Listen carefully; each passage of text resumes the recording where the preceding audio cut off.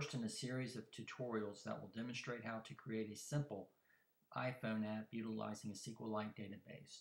We'll be reviewing how to download the software for the database from SQLITE.org. We'll also talk about application design, discuss database modeling, sketch an iPhone storyboard.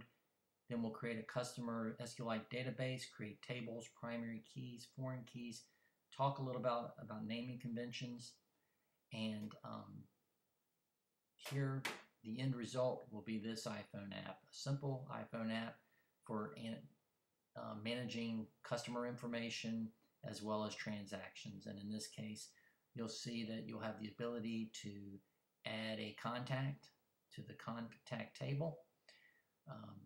You will also be able to list the results of that table in a table view. So adding this Albert Todd, you'll see that he now appears on the first row of the table for contacts. You can also add as many as you'd like. We'll add Sarah to the database and give her a different birth date. And you can see that, we'll talk about later series. I'll show you how to create the date picker and how to put some simple edits in here to make this a nice little app, and from here you can build on it and create some really slick database driven applications, utility type of applications, as well as self-help, anything you can think of.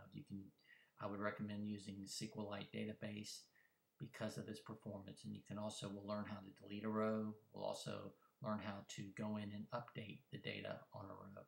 So as you can see, just from two little buttons on the home page, we were able to manage a contact information. So on to the SQLITE database download. You'll go to SQLITE.org. Here they provide everything you need. I recommend going through the frequently asked questions. It's free. I've never had an issue with performance on SQLITE. I have some applications with over 2,000 rows of data. There's a getting started section which walks you through on how to upload the software.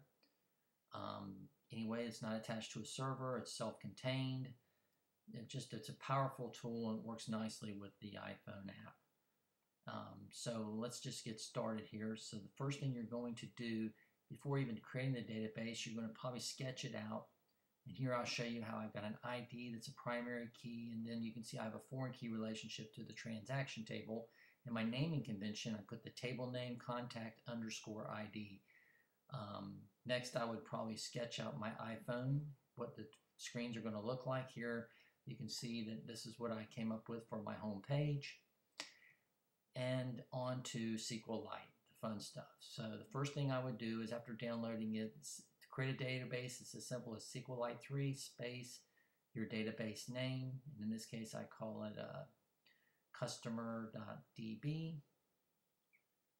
After the database is created, I can go ahead and start creating tables. And as you can see, again, one of the things you want to do with your any table, I highly recommend having an ID as the first column in your row, and that can be used as your primary key.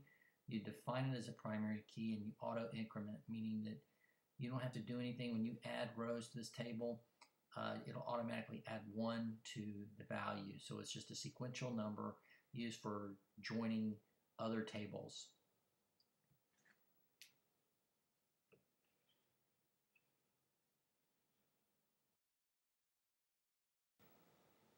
So I've created the contact table and now I'm going to create a transaction table. And what you do here is, you'll see again, I'll start off by giving it a name, trans, short for transaction. Again, ID, integer, primary key, auto increment.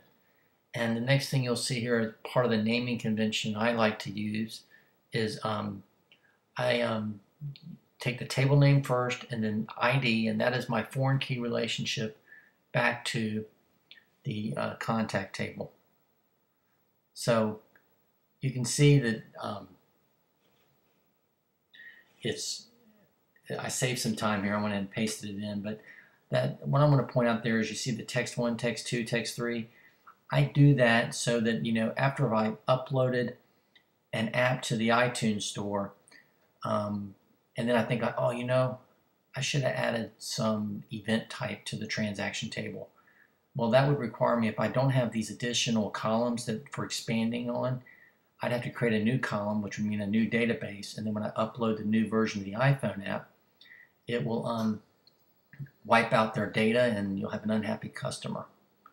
So this was a brief tutorial. I will upload everything I have here to my website, and from there we'll go on to creating an iPhone app using this database. I hope this helps.